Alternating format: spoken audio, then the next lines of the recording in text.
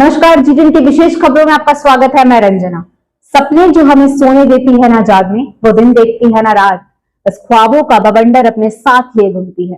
हर किसी के सपने अलग होते हैं। कोई देश को चलाना चाहता है तो कोई देश की सरहद पर खड़े होकर देश की रक्षा करना चाहता है, तो वहीं कोई पूरे देश को घूमना चाहता है, अपनी आंखों से वादियों को देखना चाहता है, पहाड़ों के पार खुले आसमान, ठंडी हवाओं को महसूस करना चाहता है। और आजकल की भागदौड़ भरी जिंदगी में हर कोई अपने शहर से दूर जाना चाहता है, जहां 2 पल की शांति और चैन की सांस ली जा सके। और अक्सर युवाओं में ऐसा जुनून ज्यादा देखा जाता है कि वो सोलो राइडिंग का शौक रखते हैं, जो बाइक पे अकेले घूमना चाहते हैं, दुनिया को जानना चाहते हैं। क्या वाकई पहाड़ों के बीच सुकून है, इसको महसूस करना चाहते हैं। और आज हम आपको ऐसे जुनूनी युवा से मिलाने जा रहे हैं जिनका शौक फोन के स्क्रीन के सहारे नहीं, बल्कि अपने आंखों से दुनिया को देखने का शौक है। और उनका शौक बस शौक नहीं, अब हकीकत में बदल चुका है। जी हाँ, हम बात कर रहे हैं जमशेदपुर के आकाश कुमार पाठक की, जो संकोसार डिमना रोड नंबर 4 मानगो के निवासी है, जिन्होंने ग्रेजुएशन की पढ़ाई पूरी कर ली है और अब अपना रुख नौकरी की तरफ नहीं, बल्कि दुनिया को जानने और देखने की तरफ किया है। आसान नहीं होता जिम्मेदारियों के बोझ तले अपने सपनों को पूरा करना, लेकिन फिर भी उन्होंने हार नहीं मानी। बता दें कि आकाश कुमार अपने पिता के इकलौते बेटे हैं। पिता का आशीर्वाद और मां का आंचल लेकर वो निकल पड़े, अब अकेले अपने बाइक पर भारत और पाकिस्तान के बीच के सरहद पर, जिसे हम POK कहते हैं। आसान नहीं था करीबन 6000 किलोमीटर से ऊपर की दूरी तय करना। अकेले बाइक लेकर जमशेदपुर से 6 जून को निकले और 2 जुलाई को वापस आए। लगभग 1 महीने का यह सफर उनके लिए काफी शानदार था, लेकिन पहाड़ हमें जितना सुकून देती है, वहां डर का माहौल भी बना देती है।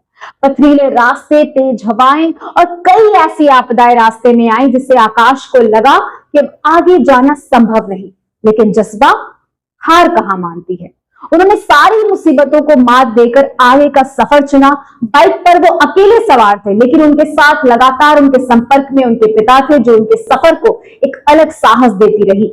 बता दें कि कई जगह वो रुके, लोगों से बातचीत की और सबसे मजे की बात यह है कि रास्ते में उन्हें उन्हीं के जैसे सोलो राइड वाले कई युवा मिले, जो उनके सफर में जान डाल दी।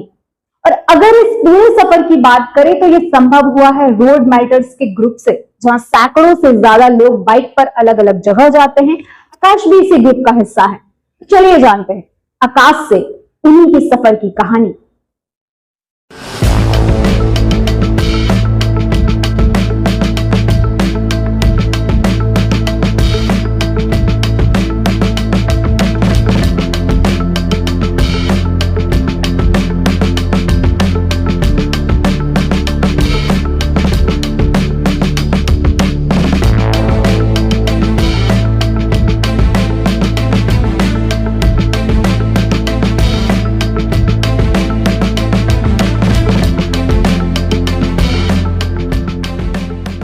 भैया अकेले निकलिए, मिलिए दोस्तों से, नए दोस्त बनाइए।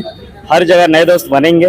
बाइकर्स बहुत है, बहुत अकेले घूमते हैं। हम सिर्फ अकेले नहीं है जो यहाँ से निकले अकेले, बहुत जन है। मेघालय से सोलो निकले हैं और कुछ कर्नाटका से सोलो निकले। बहुत जन हम मिले रास्ते में सोलो में।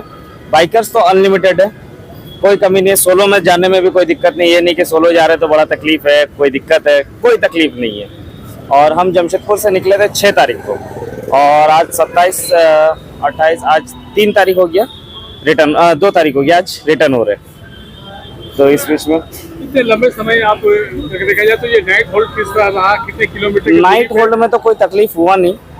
नाइट होल्ड में कहीं भी आपको मिल जाएगा, नाइट होल्ड आपको कहीं तकलीफ नहीं है। बाकी आपको कहीं भी रहने में भी तकलीफ नहीं है, ना खाने में दिक्कत है। और दूसरा बात क्या है कि आप जाएंगे तो लद्दाख में आपको कोई दिक्कत नहीं होगा। लद्दाख में आपको टेंशन नहीं है कोई, क्योंकि लद्दाख में बहुत लोग अच्छे हैं, आपको बहुत हेल्पफुल नेचर वाले लोग हैं। पहाड़ी लोग अच्छे होते ही है एक्चुअली। किस तरह की भाषा में उपयोग होती थी? भाषा में भी अच्छे है। फिर उसके बाद आपको कहीं भी रास्ता अगर भटक गए तो उसके लिए गाइडेंस हो गया। फिर आपको रुकने के लिए हो गया, रुकने में वहाँ पे होटल वाले स्टाफ बहुत अच्छे रहते हैं, आपको हर चीज़ का सुविधा दे देंगे, आपको जो चाहिए। लद्दाख पहुँचने के बीच में कहाँ का रुके? देखिए, लद्दाख पहुंचने के बीच में रुके बनारस में। हाँ, जमशेदपुर से पहला दिन निकले, सीधा रुके बनारस में। दूसरा दिन हम पहुंचे आपका बनारस से निकल के कानपुर, क्योंकि उस दिन गर्मी था तो ज़्यादा मतलब आगे जा नहीं पाए। उसके बाद फिर वहाँ से निकले कालका, उसके बाद फिर वहाँ से निकले तो हम पहुँचे आगे सरचू, नहीं मनाली, शिमला से फिर मनाली, फिर मनाली के बाद फिर हम पहुँचे आपका सरचू। सरचू में नाइट स्टे का थोड़ा सा दिक्कत होता है क्योंकि वहीं पे नेटवर्क नहीं रहता है, ये जो जोन रहता है इसमें कोई नेटवर्क नहीं रहता है। उसके बाद फिर सरचू से निकल के हम पहुँचे लेह लद्दाख, जो ले जहाँ बोलते हैं आदमी को, एकदम एक्यूरेट ले। तो ले के बाद हम पहुँचे ले में 3 दिन होल्ड किए, ले घूमे थोड़ा। उसके बाद हम पहुँचे दिस्किट, फिर दिस्किट से गए थांग, जो इंडिया का लास्ट विलेज है, आखिरी विलेज इंडिया का। और उसके बाद फिर वहाँ से गए सियाचिन, जो लास्ट बेस कैंप है, इंडियन बेस कैंप लास्ट। तो बेस कैंप के बाद फिर आए, फिर गए पेंगोंग। पेंगोंग के बाद हम पहुँचे आपका हानले, हानले से गए उमलिंगला, जहाँ था वर्ल्ड का हाईएस्ट मोटरेबल पीक अभी तक का, 19,024 फीट। मेन टारगेट वहाँ का था। फिर वहाँ से नीचे उतर के आए, रुके पांग में, फिर पांग से वापस आके मनाली, मनाली से शिमला, शिमला से फिर आके वृंदावन, शिमला में 3 दिन थे रिटर्न आके, जो यहाँ शिमला पूरा घूमे। फिर उसके बाद फिर वृंदावन में, वृंदावन के बाद फिर वापस कानपुर, कानपुर से बनारस, बनारस के बाद लोहरदगा, लोहरदगा के बाद आज यहाँ। हाँ, इस दौरान रास्ते में किस तरह की आपको प्रशासन से देखा जाए तो कुछ हेल्प मिला, मदद मिला, किस तरह का सहयोग हेल्प मिला? पहाड़ में एक जगह पे आपका रोड पूरा बस्ट हो गया था, मतलब रोड खत्म हो गया था, तो चलने में बड़ा तकलीफ हुआ था। तो वहाँ का लोकल्स हेल्प करके हम लोग को पार किए, लोकल्स कार वाले। तो वहाँ पे गाड़ी गिर जाता अगर नहीं होता तो, पूरा बहुत ऑफ रोडिंग ट्रैक था वो, वहाँ से पार हुए। एक जगह था जो मेरे को दिस्किट में 2 बंदे मिले थे जो मेरे को हेल्प किए, जहाँ मेरा एक वाटर क्रॉसिंग में गाड़ी भी गिरा था, ये उसका डेंट है यहाँ पे। तो वाटर क्रॉसिंग में गाड़ी गिरा था, तो वहाँ भी हेल्प हो गया। बाकी ऐसे कोई तकलीफ नहीं हुई। बाकी अगर देखा जाए तो वो अन्य राज्य की जो है काफी मदद रहा। हाँ, मदद रहा। हाँ, और किस तरह गाइड आपको मिलता रहा? अकेले थे? हाँ, गाइड आनंद भैया की तरफ से तो हमेशा ही था, और बाकी रोड मेंटर्स का पूरा टीम मेंबर्स की तरफ से था। बाकी सुदीप दा मेरे साथ हमेशा लाइव ट्रैकिंग करते थे, आनंद भैया को अपडेट देते थे कि हाँ यहाँ पहुँचा, ये इधर है, क्योंकि हर समय कॉल पे बात नहीं हो सकता है, तो इसी के लिए कभी कभार ट्रैक होते रहता है। परिवार से किस तरह का? परिवार से सपोर्टिव में पापा है जो सपोर्ट करते हैं जाने के लिए, तो तकलीफ नहीं है ऐसे। हाँ, पापा का तो हर दिन फोन है कि कहाँ पहुँचा, ठीक है, कोई दिक्कत नहीं है। तो हर चीज़ एकदम बराबर सही तरीके से बीता है, मेरा क्लब के तरफ से, मेरा घर वाले के तरफ से, दोस्तों की तरफ से, कहीं से भी मेरे को कोई कमी नहीं मिला। क्या कहना चाहेंगे? इसे लॉन्ग ड्राइव करना चाहिए, इंसान को लॉन्ग ड्राइव करना चाहिए। और अगर अपने आप को पहचानना है तो सोलो कीजिए, हम तो यही बोलेंगे। अपने आप को पूरा पहचान लेंगे कि आप कितना क्षमता तक आप अपने आप को बर्दाश्त कर सकते हैं। सेफ्टी के तौर पे क्या क्या आपके साथ था? सेफ्टी के तौर पे मेरे पास ऑक्सीजन सिलेंडर था सबसे पहला, दूसरा मेरे पास ब्यूटेन गैस था, जहाँ मेरे को खाने के लिए कोई तकलीफ तो होने वाला नहीं है। उसके अलावा मेरे पास ये वाटर ब्लैडर, जो पानी का तो कभी कमी होगा नहीं। बाकी सेफ्टी में riding jacket, pant and shoes और हेलमेट वगैरह, तो इसमें तो कोई दिक्कत नहीं है। क्या कहना चाहेंगे? और इस पे और भी जो राइडर्स को कुछ कहना चाहेंगे? हाँ, राइडर्स को तो यही बोलेंगे कि सोलो निकलो पहले ग्रुप पे तो ट्रैवल करो, लेकिन सोलो भी निकलो। साल में एक ट्रिप सोलो करो, लंबा नहीं बोलेंगे, 2-3 दिन का भी हो, सोलो ट्रिप करो, अपना क्षमता समझ में आ जाएगा कि क्या होता है। तकलीफ वगैरह सब कुछ, जितना तकलीफ होता है वहाँ खुद को बॉडी रेजिस्टेंस पता चलता है वहाँ पे। हाँ, ग्रुप में चलने पे क्या होता है कि सब कोई ना कोई एक दूसरे का सपोर्ट करता है। सोलो चलने पे क्या है कि आपको खुद ही मेडिकल हेल्प है, आप खुद ही अपना सपोर्ट है, खुद ही अपना मेंटल हेल्प है, हर जगह पे आपको खुद को निकालना है। आपके पास कोई नहीं है वहाँ कुछ करने के लिए, बस आपको गाइडेंस मिलेगा फोन से, और उसके अलावा कुछ नहीं हो सकता है वहाँ। अब जानते हैं रोड राइडर्स के टीम लीडर आनंद शर्मा से कि कैसे आकाश की हिम्मत बढ़ाई, उनके ढाढ़स को बांधे रखा और हर एक मुसीबत के कदम में उनके साथ खड़े रहे। हम लोग देखिए ग्रुप राइड तो बहुत किए हैं, तो ग्रुप राइड करने से आदमी के अंदर कॉन्फिडेंस धीरे धीरे बिल्डअप तो होता ही है।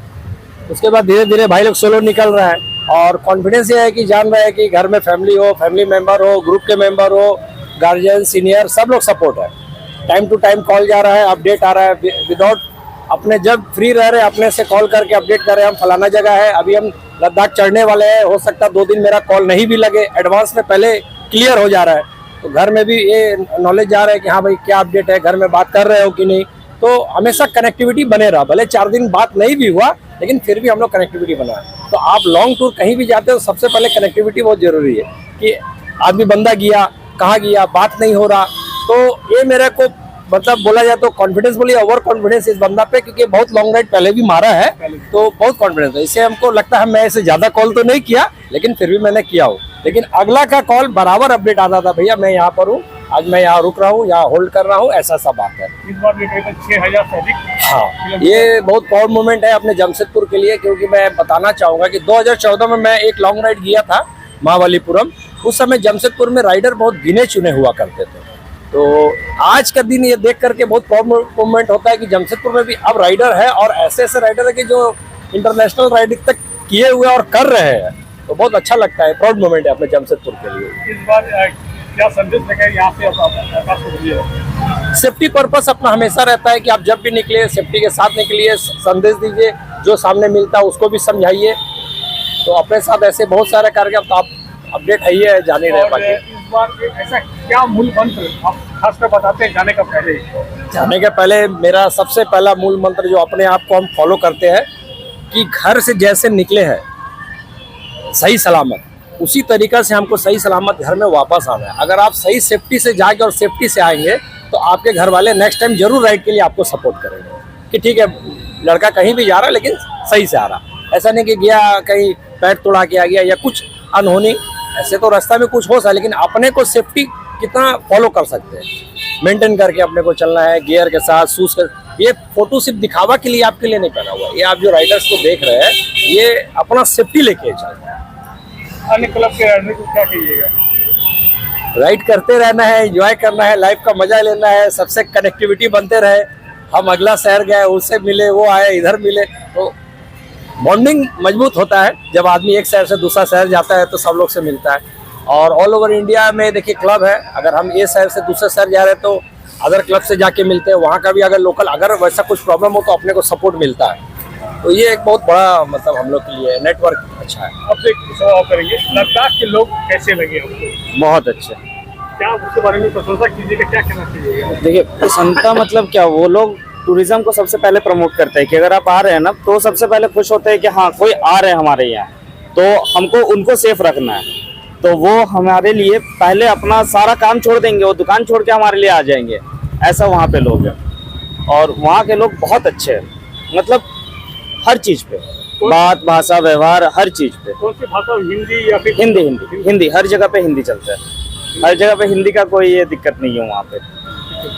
जैसे आप अगर मेघालय जाते हैं तो वहाँ पे थोड़ा सा लैंग्वेज का फेरबदल होता है, वहाँ पे बोइठा चलता है, तो इधर में अरुणाचल में हिंदी चलता है, इस साइड में हिंदी चलता है, तो इधर में कोई दिक्कत नहीं है हम लोग को, लैंग्वेज के लिए तो कोई इशू नहीं है।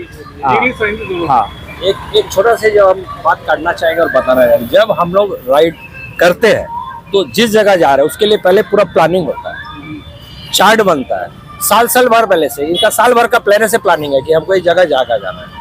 चार्ट बनने के बाद हमको किस जगह जाना है, कहाँ रुकना है, ये पूरा चार्ट बनता है। और उसको फिर हम लोग फॉलो करते हैं कि मेरा बिजनेस है, मान लो तो हमको इतना दिन छुट्टी मिला है, तो ये बहुत बड़ा चीज़ है। राइड तो सब करता है लेकिन ये पूरा प्लानिंग से होता है। तो पूरा पूरा राइड का पूरा चार्ट बन रहा है कि हम मेरा कब छुट्टी है, कहाँ जाना है, किस जगह घूमेंगे, क्या खाएंगे, किससे मिलेंगे, किसका घर ठहरेंगे, मतलब सारा कुछ इसमें आता है बोला जाए तो। जैसे ही आकाश वापस जमशेदपुर पहुंचे, रोड मेल्टर्स ने काफी जोरों शोरों के साथ उनका स्वागत किया NH33 पहुंचकर। अब चलिए जानते हैं कि रोड मेल्टर्स के लोगों ने क्या कहा। और जिस तरह से आकाश ने राइड को पूरी तरह कंप्लीट करा है, ये उसका पहला राइड नहीं है, वो एक्चुअली सोलो में ही राइड करता है, तो इसके लिए और ज़्यादा कॉन्फिडेंस लेवल बढ़ाने वाली बात है ये। और जी देखिए, ट्रैवल करना ज़रूरी है, जो उसने भी कहा, हम सब एक मत है इस चीज़ पे। और जितना ट्रैवल कीजिएगा उतने लोगों से आप कनेक्ट हो पाइएगा, एक आपका अनुभव अलग रहेगा पूरे जर्नी में कि आप किस तरह से रोड पे अपने आप को मतलब सही से ले पा रहे हैं कि नहीं, कैपेबिलिटी कितनी है आपकी, सारी क्षमता आपकी पता चल जाती है वहाँ पर। क्लब को दोबारा क्या संदेश रहता है इस तरह के राइडिंग में? देखिए, क्लब का संदेश बहुत क्लियर है, राइड विद पर्पस। तो कुछ न कुछ पर्पस लेके ही सब चलते हैं। इस बार जैसे वो सियाचिन क्रॉस करके आया है, सियाचिन तक गया है, तो उसका एक बहुत इच्छा वाली चीज़ ये थी कि जाते हैं वहाँ पे आर्मी किस तरह से तैनात है, सारा कुछ उसको देख के आना था। सिर्फ उमलिंगला नहीं, जो कि हाईएस्ट मोटरेबल पीक है वहां तक नहीं, वो उससे ऊपर तक भी गया है। सियाचिन तक सब नहीं जाते हैं, तो उसको उसने कवर करा है इस बार। ये हमारे लिए भी बहुत प्राइड का मैटर है। तो हम लोग इतनी लंबी दूरी तय करने के बाद आकाश के परिवार एवं रोड मैटर्स के सभी सदस्य बेहद खुश है कि इतने कम उम्र के बावजूद उन्होंने बाइक पे अकेले अपनी जरूरी चीजों को ढोकर वो वापस लौटे, जो अपने आप में बड़ी बात है। अब देख रहे थे GTN, फिर मिलेंगे झारखंड व जमशेदपुर की ऐसी ही विशेष खबरों के साथ। तब तक के लिए हमारे चैनल को लाइक और सब्सक्राइब करना ना भूलें।